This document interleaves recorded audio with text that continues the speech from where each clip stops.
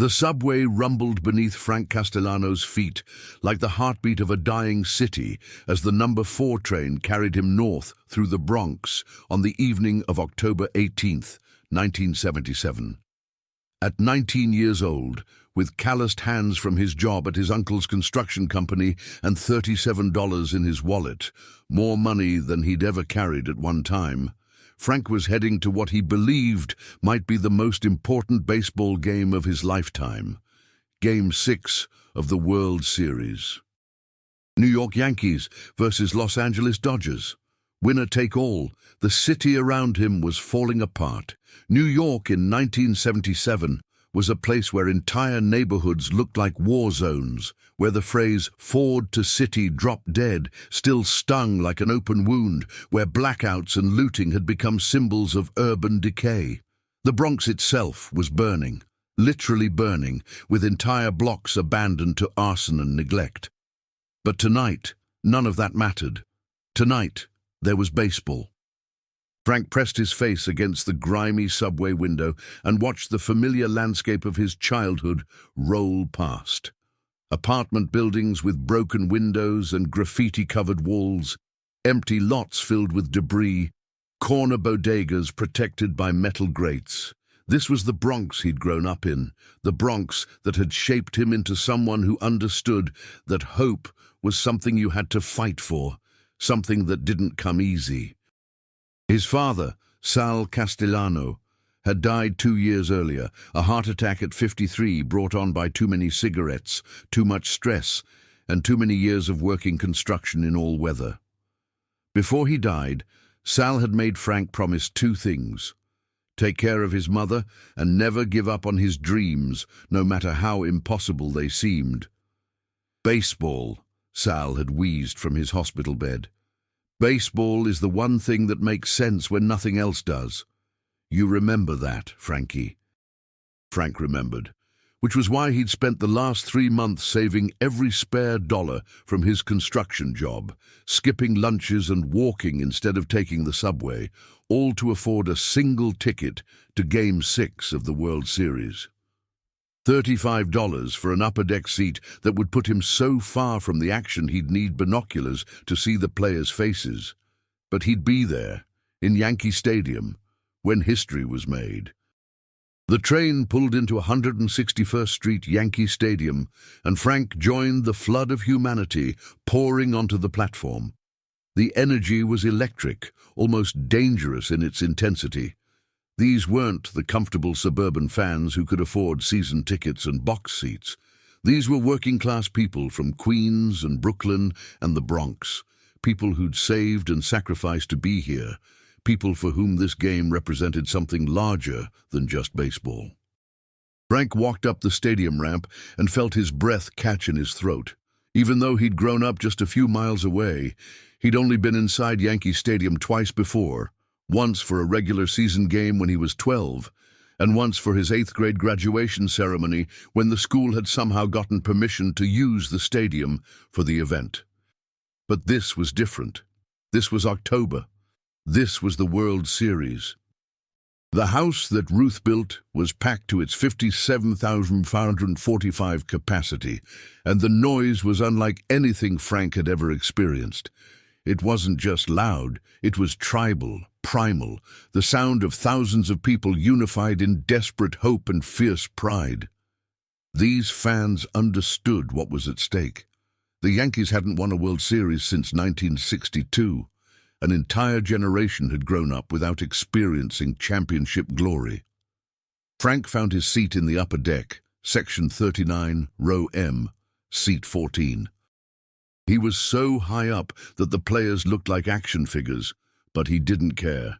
He could see everything, the perfectly manicured infield, the warning track, the monuments beyond the left field wall, the sea of blue and white throughout the stadium. Around him sat the kind of people he'd grown up with. There was Mrs. Rodriguez from the Bronx, who'd saved her babysitting money for 6 months to afford her ticket. Tommy Kowalski, a longshoreman from Queens who'd driven his wife crazy talking about this game for weeks. Big Mike from Brooklyn, who'd borrowed money from his brother to be here and would be eating peanut butter sandwiches for the next month to pay him back. These were his people. This was his city. And tonight, they were all united in belief that something magical could happen. Frank had brought a small transistor radio, not to listen to the game. He could hear everything from where he sat, but to capture some of the radio commentary for posterity. He'd also brought a scorecard and a pencil worn down to a stub, determined to record every pitch, every at-bat, every moment of what he sensed would be a night he'd remember for the rest of his life. The pre-game ceremonies seemed to last forever. The national anthem, the introduction of players, the ceremonial first pitch. Frank used the time to study the Dodgers warming up in the visiting dugout. These were good players, Steve Garvey, Ron Cey, Dusty Baker, but they weren't New Yorkers. They didn't understand what this meant to a city that had been written off by the rest of the country. "You see Jackson warming up?" Mrs. Rodriguez asked, pointing toward the Yankees' dugout. Frank squinted through the late afternoon shadows and spotted Reggie Jackson taking practice swings in the on-deck circle. Even from the upper deck, there was something different about the way Jackson moved, something that suggested he knew this was his moment. Reggie Jackson had joined the Yankees that season amid enormous controversy. He was brash, outspoken, and had immediately clashed with both teammates and management. His famous quote, "I'm the straw that stirs the drink," had made him enemies in the clubhouse and the subject of endless debate in New York sports bars and barbershops. But Frank had always defended Jackson, even when his friends called him crazy for supporting such an obvious prima donna. There was something about Jackson's confidence, his absolute belief in his own abilities, that resonated with a 19-year-old kid from the Bronx who was trying to figure out his own place in the world. "Reggie's going to do something special tonight," Frank said to Mrs. Rodriguez. "I can feel it." "From your mouth to God's ears," she replied, crossing herself. The game began with Don Sutton pitching for the Dodgers against Mike Torres for the Yankees. Both were veteran pitchers who understood the magnitude of the moment, and the first inning passed quietly, with both teams feeling each other out. Frank marked every pitch on his scorecard with the obsessive attention to detail that had made him good at construction work. Baseball was a game of precision, of accumulated small moments that built towards something larger. Every pitch mattered. Every decision carried weight. The Yankees scored first in the second inning when Chris Chambliss doubled and scored on a Lou Piniella single. The crowd erupted with the kind of noise that seemed to shake the stadium's foundations, and Frank found himself screaming along with 544 other people, his voice already going hoarse. But the Dodgers tied it in the third when Steve Garvey homered, and suddenly the game felt balanced on a knife's edge. This was going to be a battle, a war of attrition between two teams that had spent the entire season preparing for this moment. By the fourth inning, Frank had consumed 2 hot dogs, a bag of peanuts, and a Coke, spending money he couldn't really afford, but understanding that this was part of the experience. The vendors working the upper deck were characters themselves, guys who'd been selling hot dogs and beer at Yankee Stadium for decades, who knew the regular fans by name and understood that tonight was different from any regular season game. "Hot dogs! Get your hot dogs here!" called out Mickey, a vendor Frank recognized from previous games. Mickey was probably 60 years old, with arms like tree trunks from carrying heavy cases of beer up and down stadium steps for 30 years. "Mickey, you think this is the year?" Frank asked as he bought his second hot dog. "Kid, I've been working this stadium since Mickey Mantle was playing center field. I've seen a lot of great teams, a lot of great players. But tonight..." Mickey paused and looked around the stadium, taking in the electricity, the tension, the hope. Tonight feels different. Tonight feels like something special's gonna happen. Frank nodded and settled back into his seat, scorecard balanced on his knee, ready to witness whatever came next. The late afternoon sun was beginning to set behind the stadium, creating long shadows across the infield and bathing everything in golden light. In a few minutes, Reggie Jackson would come to bat for the first time. Frank didn't know it yet, but he was about to witness not just a baseball game, but a piece of American mythology being born. The kid from the Bronx, the one who'd saved every spare dollar to afford a $35 ticket, was about to see something that would change not just baseball history, but his own understanding of what was possible when someone refused to accept limitations. The fourth inning was about to begin, and Reggie Jackson was walking to the plate. The bottom of the fourth inning began with the kind of electricity that made Frank Castellano's skin prickle. Even from section 39 in the upper deck, he could feel the collective held breath of 57,545 people as Reggie Jackson stepped into the batter's box for his first at-bat of Game 6. Don Sutton, the Dodgers' veteran right-hander, stood on the mound like a gunslinger preparing for a duel.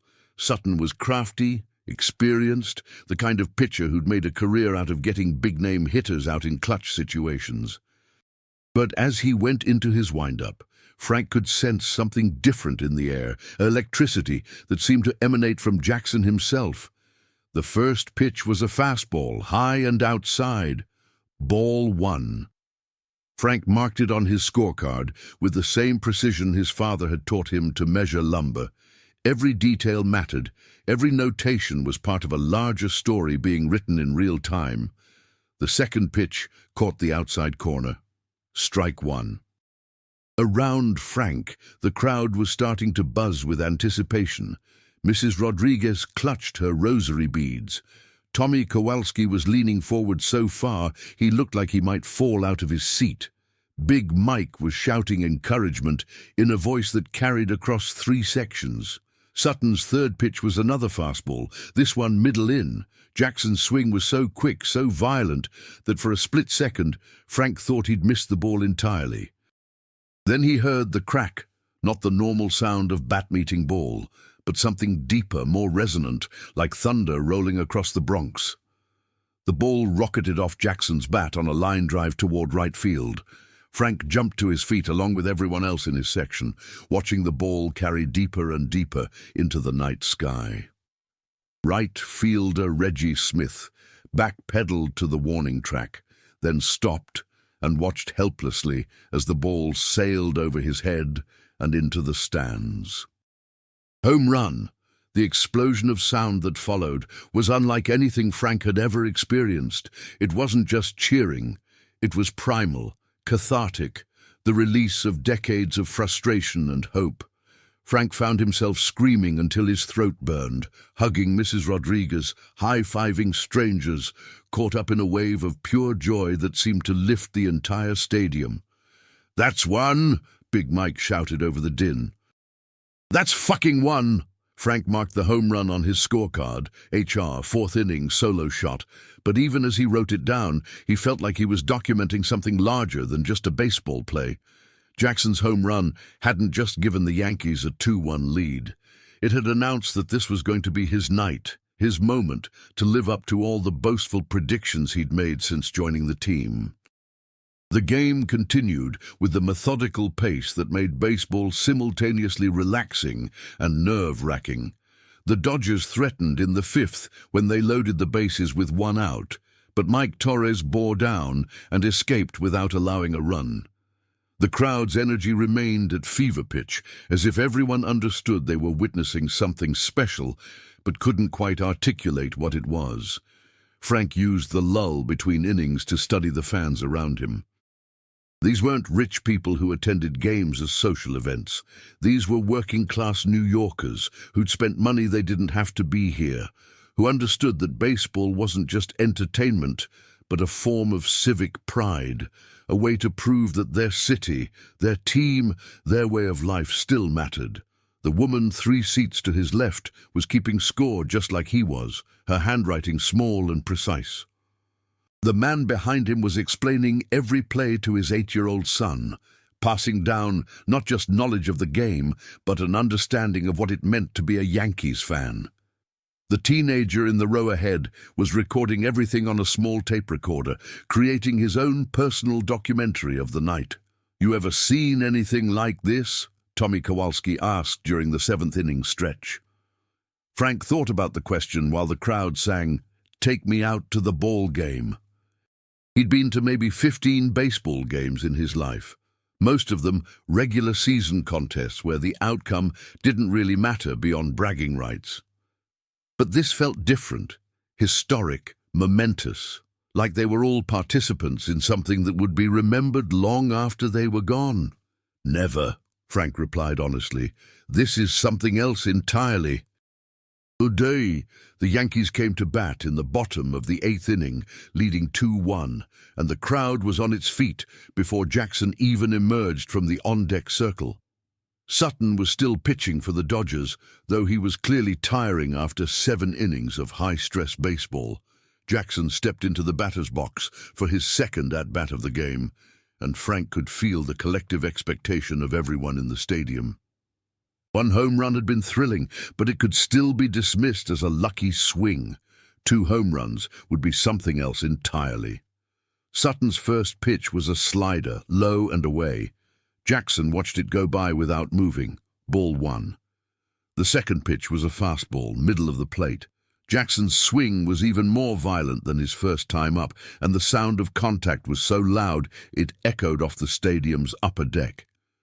Frank watched the ball rocket toward the right field seats, higher and deeper than the first home run, and he found himself jumping up and down before the ball even left the park. Home run number 2. If the reaction to Jackson's first home run had been thunderous, the response to his second was apocalyptic. Frank thought the upper deck might actually collapse from the collective jumping and stomping. Strangers were embracing, grown men were crying, and the chant that began in the bleachers spread throughout the entire stadium. "Reggie! Reggie! Reggie!"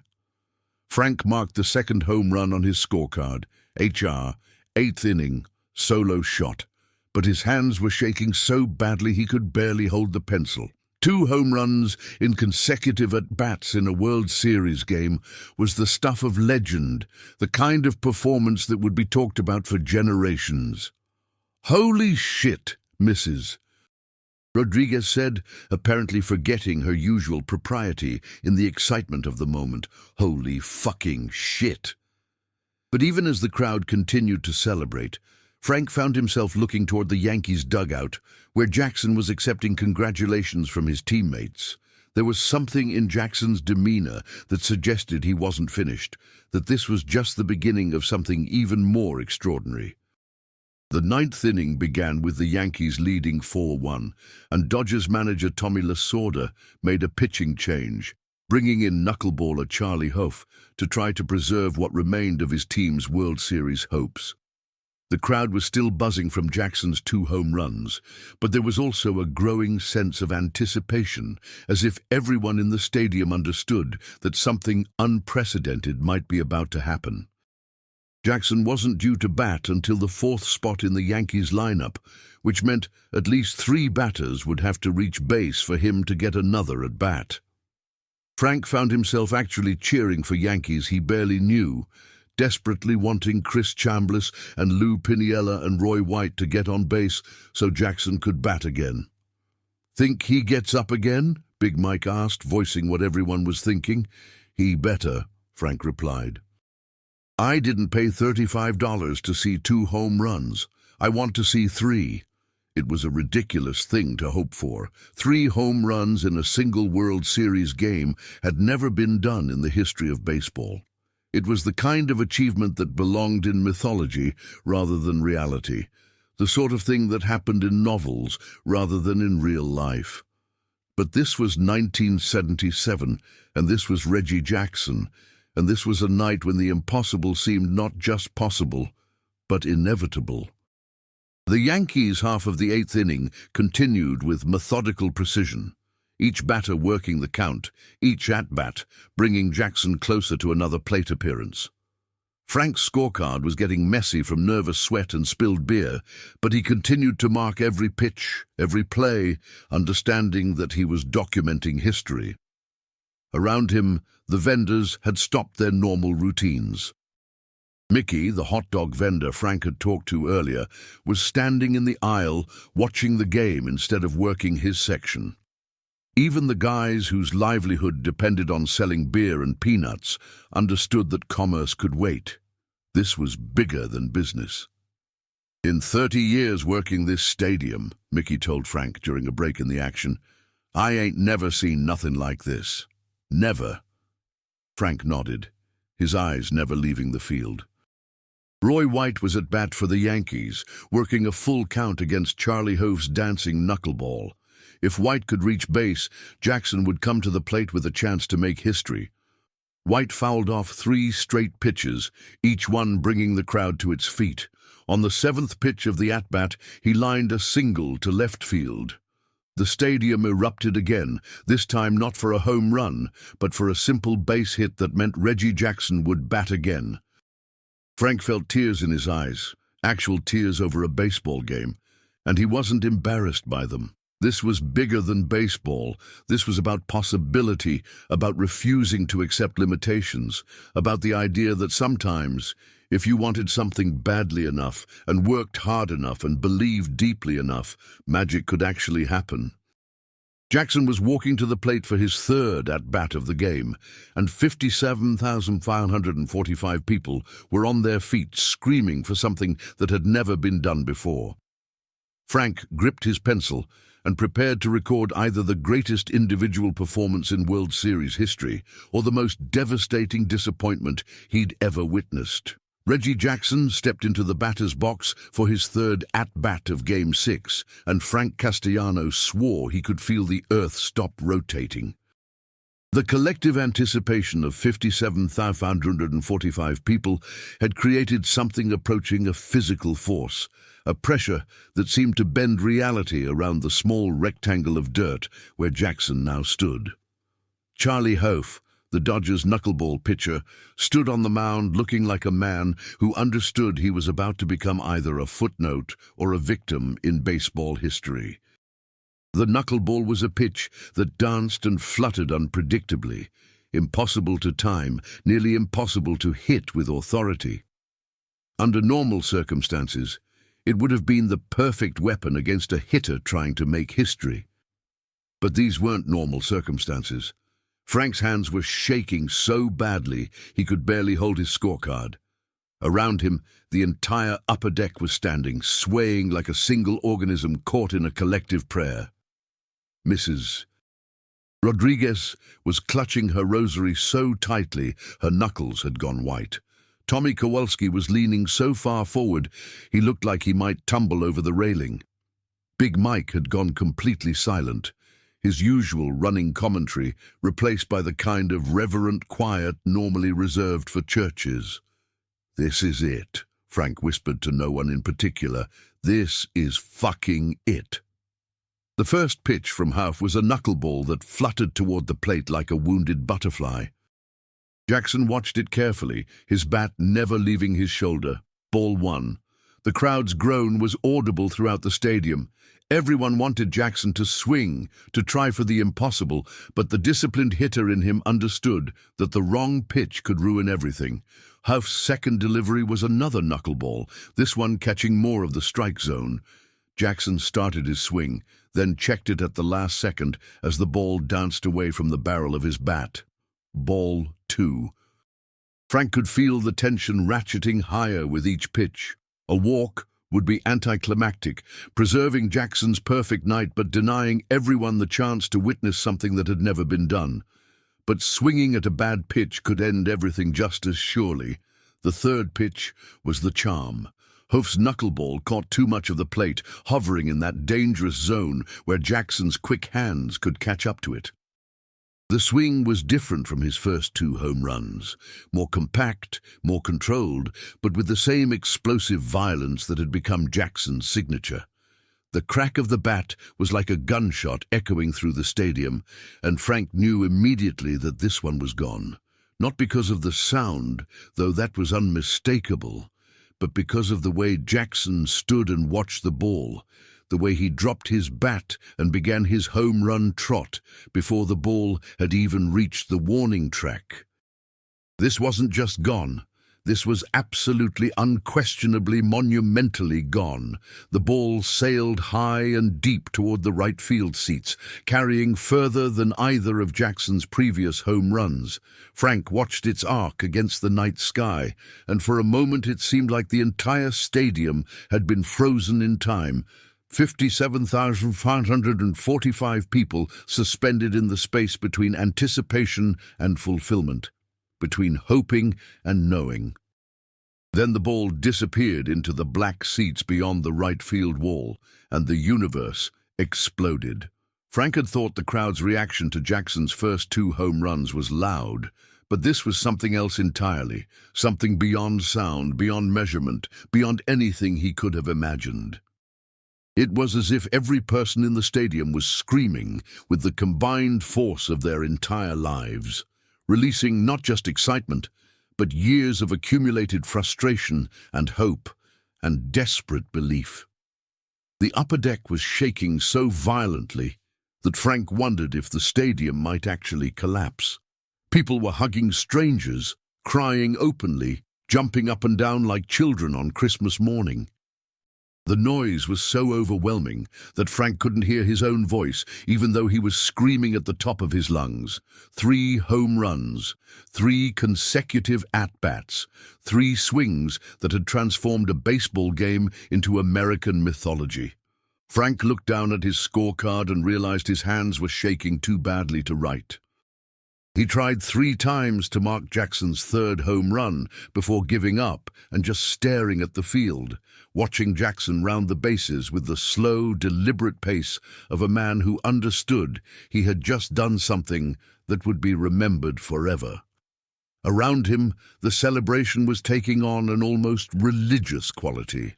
Mrs. Rodriguez was making the sign of the cross over and over, tears streaming down her face. Tommy Kowalski was embracing strangers and shouting, "Did you see that? Did you fucking see that?" Big Mike had removed his Yankees cap and was holding it over his heart like he was listening to the national anthem. But it was the vendors who provided the most telling sign of how extraordinary this moment was. Throughout the stadium, every hot dog vendor, every beer seller, every peanut guy had stopped working and was standing in the aisles watching Jackson complete his home run trot. Mickey, who Frank had spoken to earlier, was standing maybe 20 feet away, with tears running down his weathered cheeks. "In 30 years," Mickey was saying to anyone who would listen, "in 30 fucking years I never seen nothing like this. Never." The game wasn't over. There were still outs to be recorded, still the bottom of the 9th to be played. But everyone in the stadium understood that the real event had already concluded. Jackson's 3 home runs had transformed Game 6 from a baseball game into something larger, a perfect moment when individual greatness had aligned with collective hope to create pure magic. Frank finally managed to mark the 3rd home run on his scorecard, his handwriting barely legible, HR number 3, 8th inning, solo shot, history. He stared at the notation and realized he was holding documentation of something that would be discussed and replayed and remembered for as long as baseball existed. The Yankees went on to win the game 8-4, clinching their first World Series championship since 1962. But the final score was almost irrelevant compared to what Jackson had accomplished. 3 home runs in a World Series game, 5 home runs in the World Series overall. A performance so dominant, so mythic, that it would forever be known simply as 3 on 3, 3 home runs on 3 consecutive pitches. As the game wound down and the crowd began to realize that the Yankees were actually going to win the World Series, Frank found himself thinking about his father. Sal Castellano had died 2 years earlier, never having seen the Yankees win a championship, never having witnessed the kind of individual greatness that Jackson had displayed tonight. But somehow, Frank felt like his father was there in the stadium with him, sharing this moment that validated everything Sal had ever said about baseball being the thing that made sense when nothing else did. This was why you saved your money and bought a ticket you couldn't afford. This was why you endured the subway ride and the crowds and the overpriced hot dogs. For nights like this, when the impossible became inevitable and ordinary people got to witness genuine magic. The final out was a pop fly to second base, and suddenly confetti was falling from the sky like snow in October. The Yankees were World Series champions, and Reggie Jackson was being carried off the field by his teammates while the crowd chanted his name so loudly it could probably be heard in Manhattan. Frank looked around the upper deck one more time, trying to memorize everything. The way the stadium lights reflected off the confetti, the sound of 57,545 people celebrating in unison, the feeling of being part of something larger than himself. He was 19 years old, working construction to help support his mother, trying to figure out his place in a world that often seemed hostile to people like him. But tonight, none of that mattered. Tonight, he had witnessed greatness. Tonight, he had seen what was possible when someone refused to accept limitations, when talent met opportunity, met preparation, met pure, undiluted will. As he began the long walk down from Section 39, his scorecard clutched in his hand like a sacred document, Frank Castellano knew that he would tell this story for the rest of his life. He would tell his children about the night Reggie Jackson hit 3 home runs in the World Series. He would tell his grandchildren about the electricity in Yankee Stadium on October 18, 1977. But mostly, he would remember the feeling, the understanding that sometimes, if you want something badly enough and you're willing to sacrifice for it, and you refuse to give up hope, magic really can happen, even in the Bronx, even in 1977, even when everything else in the world seems to be falling apart. The subway ride home from Yankee Stadium felt like traveling through a different dimension. Frank Castellano sat in the crowded number 4 train, his scorecard folded carefully in his jacket pocket, surrounded by thousands of other fans who looked like they'd just witnessed a religious experience. The car was filled with the kind of exhausted elation that comes after profound emotional release. People slumped in their seats with dazed smiles, occasionally breaking into spontaneous chants of "Reggie! Reggie!" before dissolving into laughter. It was past midnight by the time Frank climbed the stairs to his family's 3rd-floor apartment in a building that had seen better decades. The hallway smelled like decades of cooking odors and dreams deferred. But tonight, even the familiar surroundings couldn't diminish the electric feeling that still coursed through his veins. His mother, Rose Castellano, was waiting up for him in the kitchen, wearing the same faded housecoat she'd had since Frank was 12. At 51, she looked older, the kind of aging that came from working double shifts as a seamstress to make ends meet after Sal's death. But her eyes were bright with curiosity as Frank walked through the door. "How was the game, honey?" she asked, though she already knew the answer from the expression on his face.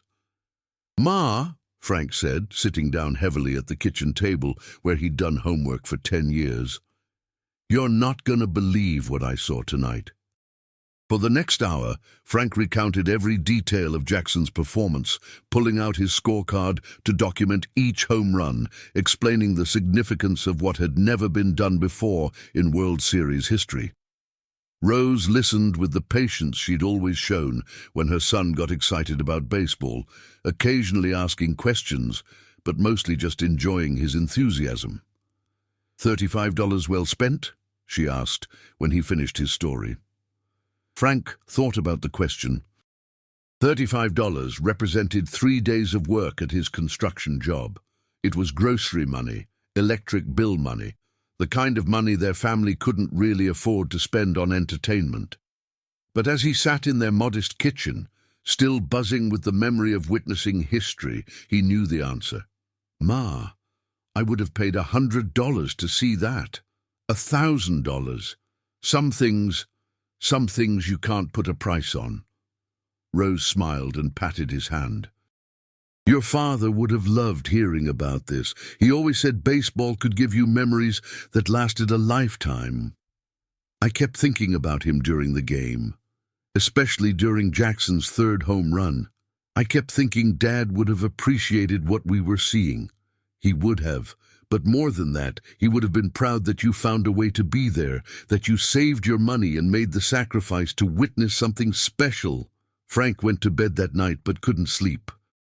Every time he closed his eyes, he saw Jackson swing, heard the crack of the bat, felt the electric surge of the crowd, realizing they were watching history.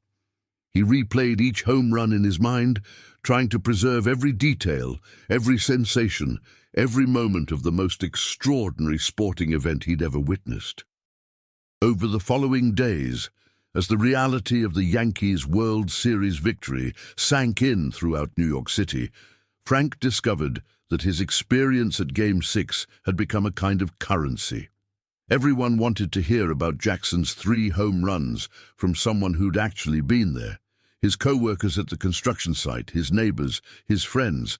They all gathered around when Frank told the story, asking for details, wanting to live vicariously through his first-hand account. You were there when Reggie hit 3? Became the most common question he heard, followed immediately by, what was it like? Frank found himself becoming something of a neighborhood celebrity, one of the relatively few people who could say they'd witnessed one of the greatest individual performances in sports history. The experience taught him something important about the value of being present for significant moments, about the difference between reading about history and actually witnessing it. But it was a conversation with Mickey, the hot dog vendor, that really crystallized what the night had meant. Frank ran into him a week later at a diner near Yankee Stadium. Hey, kid, Mickey said, recognizing Frank immediately. You're the one from Section 39, right? The one who was keeping score? That's me. Mickey sat down across from him and ordered coffee. I've been thinking about that night. You know, I seen a lot of great games in my 30 years working the stadium. I seen Mantle hit home runs that went 500 feet. I seen perfect games, no-hitters, amazing catches. But that night with Jackson, he paused, searching for the right words. That night, something happened that I ain't never seen before and probably ain't never gonna see again. And you know what the crazy thing was? Even us vendors stopped working. You ever see that before? Guys who make their living selling hot dogs and beer. Guys who can't afford to miss even one sale. Just standing there watching the game like we were customers instead of employees. Frank understood exactly what Mickey meant. Jackson's performance had transcended normal categories, had created a moment so pure and perfect that even the commercial aspects of professional sports had temporarily ceased to matter. That's when you know you're seeing something special, Mickey continued, when the people whose job it is to ignore the game stop what they're doing to watch. When everybody in the stadium, from the millionaires in the box seats to the guys like us in the cheap seats, are all seeing the same magic at the same time. As the weeks and months passed, Frank's memories of Game 6 didn't fade the way most sporting events did. Instead, they seemed to grow richer, more meaningful, more significant with time. He began to understand that he'd witnessed something larger than just baseball. He'd seen a perfect example of what was possible when preparation met opportunity, met inspiration.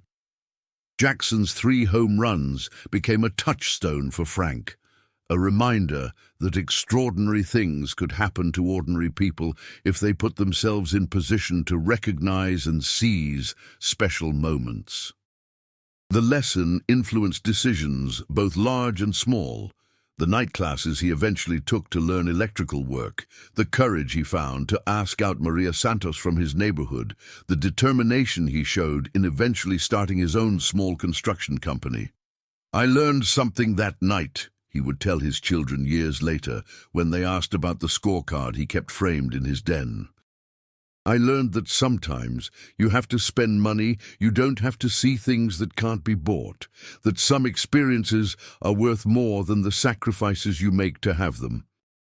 The scorecard from Game 6 became a family heirloom, passed down through generations of Castellanos who understood its significance not just as a piece of baseball memorabilia, but as evidence of their fathers' and grandfathers' willingness to prioritize wonder over practicality, magic over financial responsibility.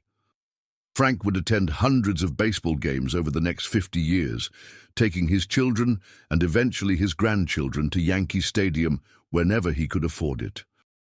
He saw other great performances, other historic moments, other examples of athletic excellence, but nothing ever compared to that night in October 1977, when a 19-year-old construction worker from the Bronx witnessed something that had never been done before and has never been done since. By the time Frank turned 75, he had told the story of Jackson's 3 home runs literally thousands of times. At family gatherings, at neighborhood barbecues, at his grandson's Little League games, whenever the conversation turned to baseball, someone inevitably asked Frank to tell the story about the night he was there when Reggie hit 3. And he always obliged, pulling out mental details that seemed to grow sharper rather than dimmer with age. The way the stadium lights reflected off Jackson's bat, the sound of 57,545 people gasping in unison, the feeling of the upper deck swaying under the weight of collective celebration. "The thing people don't understand," Frank would say, settling into his favorite chair with the practiced ease of a master storyteller, "is that it wasn't just about the home runs. It was about being there when someone refused to accept that certain things were impossible." His great-grandson, Tony, 8 years old, and wearing a Yankees jersey that was 3 sizes too big, would always ask the same question. "But great-grandpa, how did you know to save your money for that exact game?" Frank would smile and ruffle the boy's hair. "I didn't know, kiddo. That's the point. You can't plan for magic. You can only put yourself in position to witness it when it happens." It was a lesson that had shaped Frank's entire approach to life. The night he witnessed Jackson's 3 home runs had taught him that some experiences were worth any sacrifice, that being present for history was more valuable than financial security, that wonder was a currency that appreciated rather than depreciated over time. The construction company he'd eventually built was successful enough to provide comfortable lives for his children and grandchildren. But Frank always insisted that his real wealth came from that scorecard in his den, from the memory of standing in Section 39 of Yankee Stadium on October 18th, 1977, watching Reggie Jackson do something that had never been done before and would never be done again. "Your great-great-grandfather Sal," Frank would tell Tony during their regular baseball conversations, "used to say that baseball was the thing that made sense when nothing else did. I didn't really understand what he meant until that night at the stadium." "What do you mean?" "I mean that the world in 1977 was a pretty messed up place. New York was falling apart. People were losing hope. Everything seemed broken. But for 3 hours that night, none of that mattered. For 3 hours, 57,545 people believed in the same thing at the same time. We all witnessed someone accomplish something perfect." Frank would pause then, his eyes getting that distant look they always got when he was remembering something important. "That's what your great-great-grandfather meant. Baseball gives you those moments when everything makes sense, when individual excellence meets collective hope and creates something pure. Those moments are rare, but when they happen, they're worth everything you paid to see them." The scorecard from Game 6 remained in its frame on Frank's den wall until the day he died at age 82. In his will, he left specific instructions that it should go to whichever of his descendants showed the most appreciation for baseball history and the most understanding of what it meant to sacrifice financial comfort for the chance to witness something extraordinary. The scorecard went to Tony, who by then was 15 and had inherited his great-grandfather's love for both baseball and storytelling. At Frank's funeral, Tony stood up during the eulogy portion of the service and told the story of Jackson's 3 home runs one more time, using the same details and the same emotional cadences that Frank had perfected over decades of repetition. "My great-grandfather taught me that some things are worth more than money," Tony said to the packed church. "He taught me that being there for history costs something, but not being there costs everything. He taught me that magic is real, but only if you're willing to pay the price to see it." After the service, as family and friends shared their own memories of Frank Castellano, a common theme emerged. Everyone remembered him as someone who understood the difference between existing and living, between surviving and thriving, between watching history on television and being present when it was made. The hot dog vendor Mickey, now 91 and using a walker, made a special trip to the funeral home to pay his respects. He stood in front of Frank's casket for several minutes, then told anyone who would listen about the night in 1977 when all the vendors stopped selling because they were watching something too perfect to ignore. "Frank got it," Mickey said, his voice still strong despite his age. "He understood that some moments are bigger than money, bigger than practical concerns, bigger than all the reasons you tell yourself not to take risks. He was there when it mattered, and he never let anyone forget how important that was." The Yankees organization sent a representative to Frank's funeral, acknowledging his status as one of the witnesses to Jackson's historic performance. The team had kept a database of fans who'd been verified as present for significant moments in franchise history, and Frank's name was on several lists.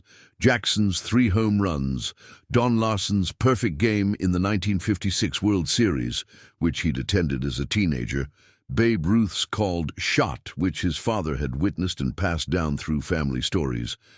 But it was Jackson's performance that had defined Frank's relationship with baseball and, in many ways, his approach to life itself.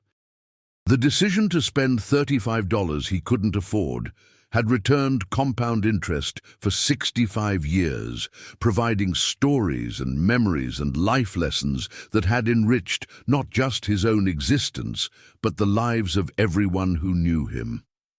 At the end of the funeral service, Tony carefully removed the framed scorecard from its display easel and carried it home, understanding that he was now the keeper of something more valuable than any amount of money.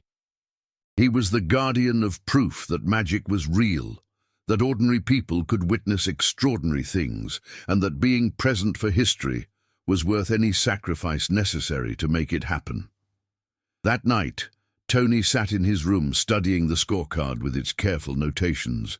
3 home runs, marked in his great-grandfather's handwriting, each one documented with the precision of someone who understood he was recording history. At the bottom of the scorecard, in faded pencil, Frank had written a single sentence that Tony had never noticed before. "Sometimes you have to spend everything to gain something priceless."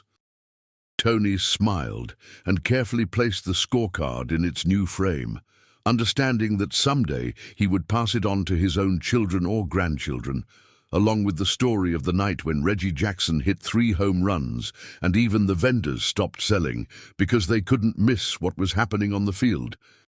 The story would continue, passed down through generations of Castellanos who understood that some experiences were worth more than the money they cost, that witnessing greatness required sacrifice, and that magic, real magic, only happened to people who were willing to pay the price to see it. In 1977, a 19-year-old construction worker from the Bronx had saved every spare dollar to buy a $35 ticket to Game 6 of the World Series.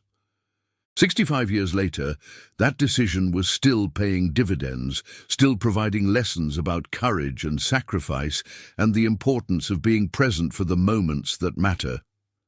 Frank Castellano had lived to be 82 years old, But the most important 3 hours of his life had happened when he was 19, standing in Section 39 of Yankee Stadium, watching Reggie Jackson do something that had never been done before. It was, he always said, the best $35 he ever spent.